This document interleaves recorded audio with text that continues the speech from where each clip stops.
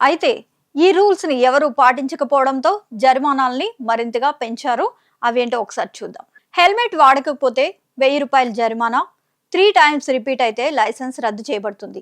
Drunk and drive లో దొరికితే 10,000 లేదా 6 నెలల జైలు శిక్ష లేదా 2 విధించే అవకాశం ఉంటుంది. సీట్ బెల్ట్ లేకపోతే 1000 రూపాయలు, నో లైసెన్స్ 5,000 రూపాయలు, రాంగ్ రూట్ లో వాహనం నడిపితే 5,000 రూపాయలు, అధిక వేగంగా వాహనం నడిపితే 1000 రూపాయలు లేదా 2,000, ప్రమాదకరంగా వాహనం నడిపితే 5,000 రూపాయలు, అత్యవసర వాహనాలకు దారి ఇవ్వకుండా డిస్టర్బెన్స్ కలిగిస్తే 10,000 రూపాయలు, వాహనానికి బీమా లేకపోతే 2,000 రూపాయలు, పర్మిట్ లేని వాహనాలకి 10,000 రూపాయలుగా జరిమానా విధిస్తున్నారు.